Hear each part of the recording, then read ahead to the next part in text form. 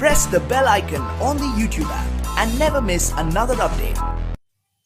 Hello student, welcome back to Sri Shyam Group of Education. Now our topic is linear equation in two variable. मतलब दो चरों वाले रैखिक समीकरण। दो चरों वाले रैखिक समीकरण से स्पष्ट है, इसमें क्या होता है, एक रैखिक समीकरण होता है मतलब सरल समीकरण होता है, और उसमें क्या होता है भाई, दो चर होते हैं। उनमें क्या होते हैं, दो चर होते हैं। जैसे x प्लस वाई बराबर 0। अब ये इक्वेशन एक हमने बनाई है, इसमें क्या है, कितने चर है भाई, दो चर राशि है। तो ये दो चर राशि वाले क्या कहलाएंगे, रैखिक समीकरण, दो चर राशि के। इसमें हम कर रहे हैं प्रतिस्थापन विधि, सब्स्टिट्यूशन मेथड। यहां पर एक सम है, प्रतिस्थापन विधि से हमें इसको सोल्व करना। फर्स्ट इक्वेशन है अपने पास x plus 2y is equal -1। Second है 2x minus 3y is equal 12। इसको हमने मान लिया फर्स्ट, और ये अपने पास सेकेंड इक्वेशन। अब इन दोनों को हम प्रतिस्थापन विधि से सॉल्व करते हैं। दोनों की दोनों समीकरण है, इनको प्रतिस्थापन विधि से सॉल्व करने से पहले हमें इन समीकरणों के कुछ निकाय की आवश्यकता होती है, यानी कि इनके गुणांक को हम एक समीकरण से, इनसे रिलेटेड समीकरण से तुलना करते हैं। जैसे हमारे पास जो समीकरण फर्स्ट है, एक नंबर है, उसकी तुलना, ये तुलना हम किससे करेंगे, a1x plus b1y plus c1 is equal 0। और जो समीकरण अपने पास सेकंड है, उसकी तुलना a2x plus b2y plus c2 is equal 0। इनके साथ हम इसकी, ये दोनों के दोनों निकाय, इनके साथ हम इन दोनों समीकरणों की तुलना करेंगे। यहां पर a1 b1 c1 ये इनके क्या है भी, गुणांक है, और c एक क्या है, अचर राशि मतलब कांस्टेंट वैल्यू है। जो अपने पास ये -1 जैसे 12 ये दिया हुआ है, तो ये क्या है भी, अचर राशियां। तो इनकी तुलना करेंगे तो a1, पहली समीकरण में a1 अपने पास कितना है, x का गुणांक कितना है, 1। b1 y का गुणांक कितना है, 2। और c1 मतलब ये c1 है, ये अपने पास इक्वल के इस तरफ है, तो इसको इधर लेकर आएंगे -1 प्लस 1। ये अपने पास पहली समीकरण के वैल्यू आ गई, a1 b1 और c1। इसी तरह से a2 सेकेंड समीकरण से 2, b2 अपने पास है -3। इनके गुणांक के साथ साथ इनके निशान, साइन भी साथ में लेने हैं। और c2 है अपने पास 12, इधर आएगा तो पक्षांतरण करेंगे इसका -12।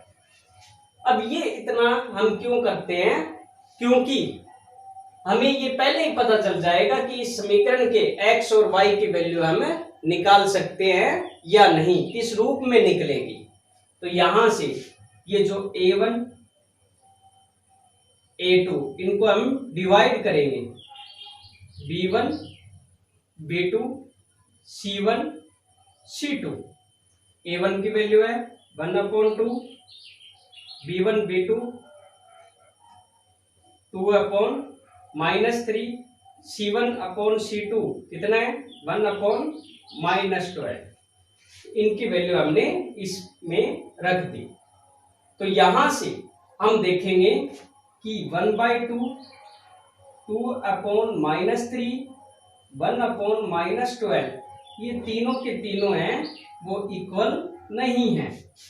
तो यहां से एक वैल्यू सामने आती है कि A1/A2, ये पहला A1/A2 है, दूसरा B1/B2, ये दोनों क्या नहीं है, इक्वल नहीं है, बराबर नहीं है। इसी प्रकार B1/B2 है वो C1/C2 के भी बराबर नहीं है। ऐसी कोई भी स्थिति आ जाती है जिसमें, अब ध्यान रखना कि ये दोनों पहले दो बराबर नहीं है, तो उसमें क्या होगा, अद्वितीय हल आएगा। कोई भी सवाल किसी भी तरह का हो, अगर उसमें अद्वितीय हल आ जाए तभी हम उस सवाल को आगे हल करेंगे। अद्वितीय हल, इसको हम संगत हल भी बोलते हैं। इस अद्वितीय हल का मतलब ये है कि हम इसमें x और y की मान आगे निकाल पाएंगे। इनके अलावा कुछ और बातें हैं। A1/A2 बराबर B1/B2, A1/A2 है वो बराबर हो B1/B2 के, और बराबर नहीं है, B1/B2 है वो बराबर न हो C1/C2 के। इसमें क्या होगा, असंगत हल आएगा, असंगत हल आएगा। मतलब यहां पर असंगत हल आएगा, इसको हम बोल सकते हैं कोई हल नहीं, कोई हल नहीं। यहां ऐसी स्थिति आ जाती है, ऐसी सिचुएशन आ जाए तब हम उस सवाल में x और y की मान नहीं निकाल पाएंगे। और नेक्स्ट एक और है, A1/A2 बराबर B1/B2 बराबर C1/C2। इनमें जिस सम के अंदर, सवाल के अंदर ये तीनों ही बातें बराबर हो, उसमें संगत हल आएगा, संगत हल, जिसमें हम ये बोल सकते हैं कि अनेक हल, अनेक हल। इन दोनों सिचुएशन में हम x और y के मान नहीं निकाल सकते। इसमें x और y के मान निकलेंगे जरूर, लेकिन वो अनंत होंगे। x का मान और y का मान अलग अलग मिलेगा। जैसे अद्वितीय हल के अंदर आप ग्राफ के रूप में देखोगे तो इसमें दोनों की दोनों दो समीकरण है, तो दोनों की दोनों लाइनें एक पॉइंट पर इंटरसेक्ट होगी, कटेगी, जिससे हम x और y के मान सिर्फ एक एक प्राप्त कर सकते हैं। यहां पर दोनों जब बराबर न हो तब क्या होगी भाई, समांतर रेखाएं आएगी। इस तरह की रेखा आएगी समांतर रेखा, जिसमें हम x और y के मान बिल्कुल भी प्राप्त नहीं कर सकते। और ये तीनों ही बराबर हो तब हमारे पास ग्राफ के अंदर एक ही लाइन आएगी सिर्फ। यहां से x की वैल्यू हम कुछ भी मानेंगे तो y की वैल्यू कुछ और निकलेगी। आगे से आगे हमें इसके मान है x और y के हर एक पॉइंट पर चेंज होते रहेंगे। इसी को ही बोलते हैं अनेक हल। अब इस सवाल को हम आगे सोल्व करते हैं। प्रतिस्थापन विधि क्या होती है? प्रतिस्थापन विधि में हम एक समीकरण द्वारा चर राशि x या y में से एक का मान निकालकर दूसरे समीकरण के अंदर रखकर हम y या x का मान निकालते हैं। जैसे हमने यहां से समीकरण 1 ले लिया, समीकरण 1 से समीकरण 1 अपने पास क्या है, x प्लस 2y बराबर -1 है। यहां से हम x का मान इधर ही रखते हैं, इसी तरफ x और y की 2y 2y है यहां पर, उसका हम पक्षांतरण करेंगे तो इक्वल में अपने पास इधर क्या है -1 प्लस 2y का हमने पक्षांतरण कर दिया तो कितना आ गया -2y। अब यहां से अपने पास x का एक मान आ गया, वैल्यू आ गई, कौन सी, x इज इक्वल -1 -2y, ये x का एक मान आ गया जिसको हम बोल सकते हैं 3 नंबर समीकरण। अब ये मान हमने कौन सी समीकरण से निकाला है? पहले समीकरण से। जिस समीकरण से आप ये मान निकालते हो उस समीकरण को छोड़कर आपको दूसरी समीकरण में इसका मान रखना है। तो ये समीकरण पहले ये अपने पास यूज हो गई, यहां से एक से अपने पास क्या बन गया? 3 नंबर समीकरण। है कौन सा गया? 2 नंबर, और नया कौन सा है? 3 नंबर। तो यहां से x का मान है समीकरण 3 से, हम कौन सी समीकरण में रखेंगे? 2 में, यानी समीकरण 3 से x का मान समीकरण 2 में रखने पर 2 में रखेंगे। जहां जहां पर अपने को x दिखाई दे रहा है वहां पर हम x का मान -1 -2y रखेंगे। तो यहां समीकरण 1 में सबसे पहले आपको जहां पर भी मान रखना हो x या y का, वहां पर सबसे पहले ब्रैकेट लगा लेते हैं। तो x यहां पर 2x, x की जगह पर क्या लगा दिया? ब्रैकेट, -3y बराबर 12। 2x, x की जगह पर ब्रैकेट, -3y बराबर 12। अब जो x का मान है वो यहां पर रख देंगे, -1 -2y। अब ये ब्रैकेट मिल रहा है, ब्रैकेट का मतलब क्या होता है? गुना। तो इस बाहर जो 2 मिल रहा है उसके अंदर, ब्रैकेट के अंदर जो भी संख्या उससे गुना करते हैं। यहां से 2 को -1 से गुना किया, -2, 2 को -2y से गुना किया, -4y, आगे -3y बराबर 12। यहां पर y के मान मिल रहे हैं, सोल्व कर लो। -4y है और माइनस का 3y और आ गया, तो माइनस के टोटल कितने हो गए? 7y बराबर 12। अब यहां से y का वैल्यू यहीं रखो और y बिना y के पक्षांतरण कर दो। तो -7y बराबर इधर है 12, हमने किसका पक्षांतरण कर दिया? -2 का। -2 उधर जाकर क्या हो गया? +2। तो यहां से -7y बराबर 14। अब यहां से y का मान निकालेंगे, तो 14, ये 7 -7 है, ये y के साथ में क्या हो रहा है? गुना हो रहा है। एक साथ में इकट्ठा हो तो इसका मतलब क्या है? गुना हो रहा है। -7 y के साथ गुना हो रहा है, तो पक्षांतरण करेंगे तो ये क्या हो जाएगा? भाग में चला जाएगा। तो यहां से क्या वैल्यू आ गई? 7 से ये कट रहा है, तो 7 एकम 7, माइनस का है तो माइनस लगा देंगे, 7 दूनी 14। तो यहां क्या आ जाएगा मान? -2 आ जाएगा। तो y का मान कितना आ गया अपने पास? -2। अब अपने पास कितनी समीकरण है? इससे पहले 3 समीकरण है। इन तीनों में से आप जो भी आपको आसान लगे उस समीकरण के अंदर आप इस y का मान रखकर x का मान निकाल सकते हो। जैसे यहां पर आपको सबसे आसान समीकरण नंबर 3 मिलेगी, इसमें डायरेक्ट x का मान यहां पर y का मान रखते ही मिल जाएगा। तो हम क्या करेंगे? y बराबर -2 समीकरण 3 में रखने पर x बराबर -1 -2, y की जगह पर क्या करेंगे? सबसे पहले ब्रैकेट लगा देते हैं। अब y के स्थान पर क्या रखना है?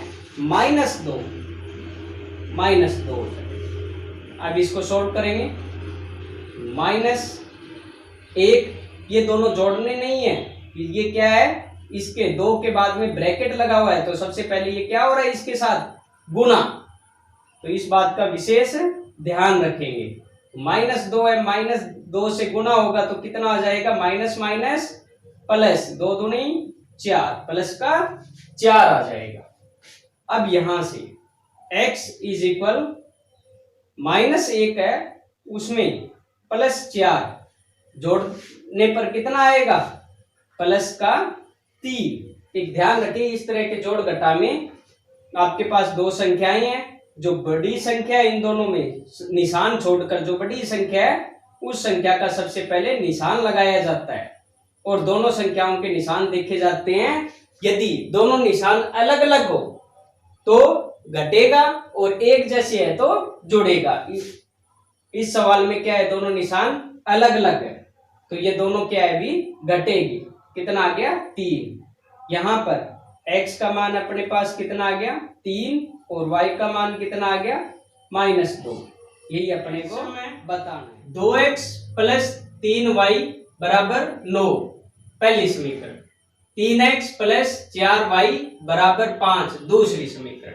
हमें सबसे पहले क्या करना है, इसकी जांच करनी है कि इसमें अद्वितीय हल आ रहा है या नहीं, तभी हम इसको आगे करेंगे। तो समीकरण A की a1x + b1y + c1 = 0 व समीकरण 2 की a2x + b2y + c2 = 0। इनके साथ हम दोनों समीकरण के साथ क्या करेंगे, तुलना करेंगे। इनके साथ क्या करेंगे, तुलना करेंगे। तो तुलना करने पर a1 का मान कितना है अभी अपने पास, x का गुणांक 2, b1 मतलब y का गुणांक 3, प्लस का 3, c1 यहां पर इक्वल के इधर है, तो इसको पक्षांतरण करेंगे तो कितना आ जाएगा, -9, प्लस का 9 है ना इधर, तो माइनस का 9। इसी प्रकार a2 3, b2 4 और c2 कितना आ जाएगा, इसका पक्षांतरण करेंगे तो -5 आ जाएगा। अब इसका हम कंपेयर करेंगे, a1/a2, b1/b2, c1/c2, इनके साथ इनकी तुलना करेंगे, a1/a2, b1/b2 और c1/c2 से। तो यहां पर क्या आ रहा है, a1 और a2 का मान 2/3, b1 b2 का 3/4, c1 c2 -9 -5। अब माइनस के मिल रहे हैं ये दोनों, कोई कट रहे हैं वो काट सकते हैं, सिर्फ इन बिनों में ही काटना है, ऊपर नीचे, दूसरे से नहीं कटेंगे। अब इनसे क्या बात सामने आ रही है कि 2/3 है वो बराबर नहीं है 3/4 के, इनमें से कोई बराबर नहीं मिल रहा आपको। 2/3 है वो 3/4 के बराबर नहीं है, 3/4 है वो भी 9/5 के बराबर नहीं है। तो इससे क्या सामने आया कि a1/a2 है वो बराबर नहीं है b1/b2 के। अद्वितीय हल के लिए सिर्फ हमें इतना ही चाहिए कि a1/a2 है वो b1/b2 के बराबर नहीं हो। तो ये कौन सा हल बन गया, अद्वितीय हल।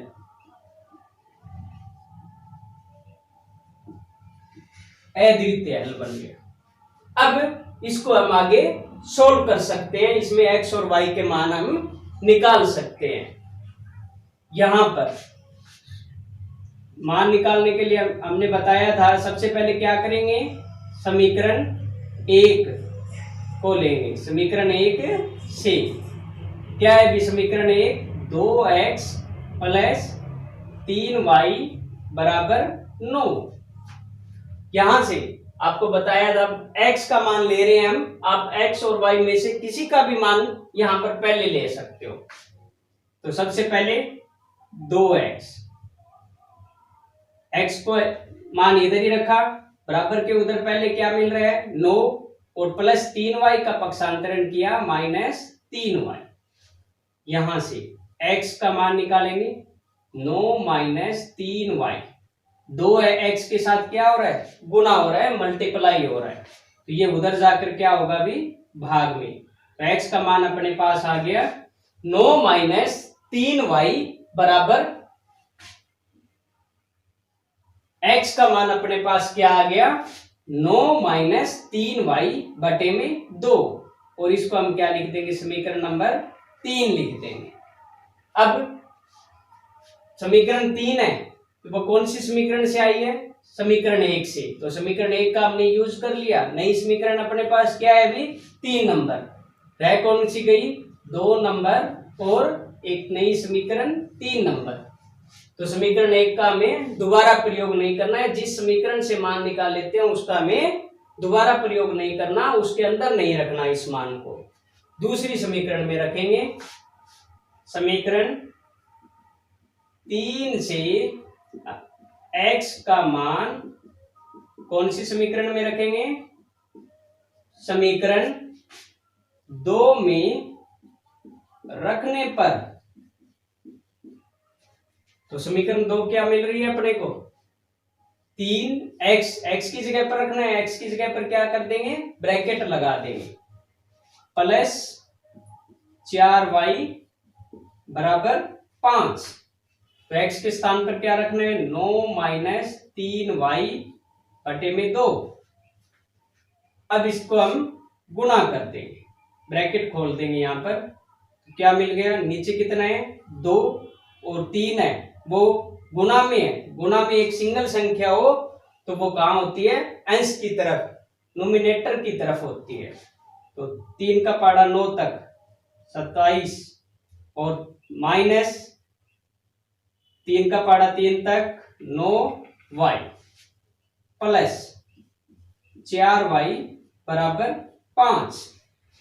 अब यहां पर ये 2 मिल रहे हैं, हम इसको सोल्व करने के लिए क्या करेंगे, हटाने के लिए बटे में है तो क्या करेंगे, सारी समीकरण जो सारी की सारी ये समीकरण मिल रही है, इसको क्या करेंगे 2 से गुणा कर देंगे।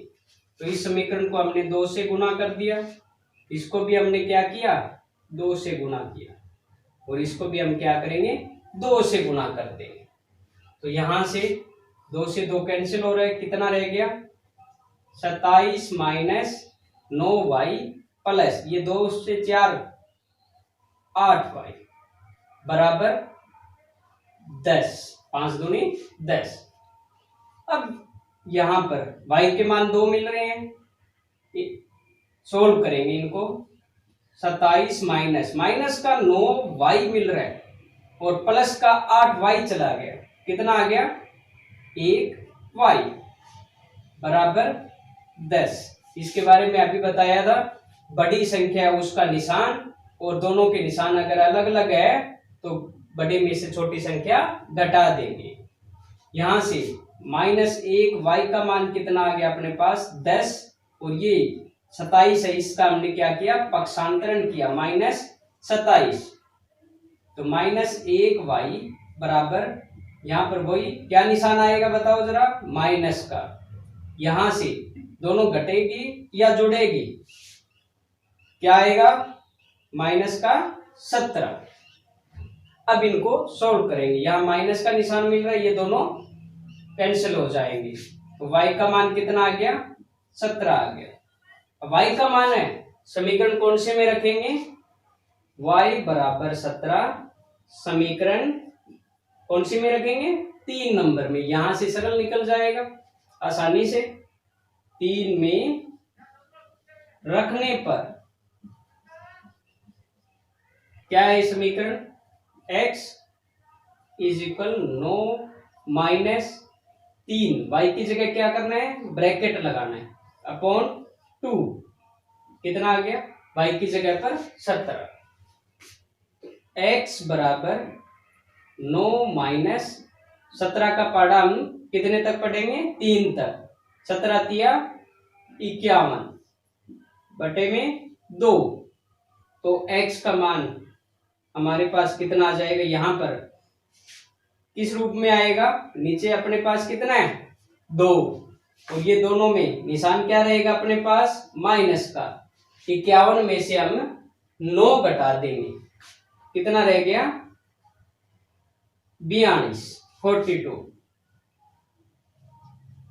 तो यहां से अब कैंसिल हो रहे हैं तो कैंसिल कर सकते हैं, 2 एकम 2, 2 दूनी 4 और 2 एकम 2, 21 दूनी 42। लेकिन यहाँ पर माइनस का निशान है तो माइनस का निशान लगा देंगे। x की वैल्यू अपने पास कितनी आ गई, माइनस की 21, और y की वैल्यू अपने पास कितनी आ गई, 17। यही हमें बताना है।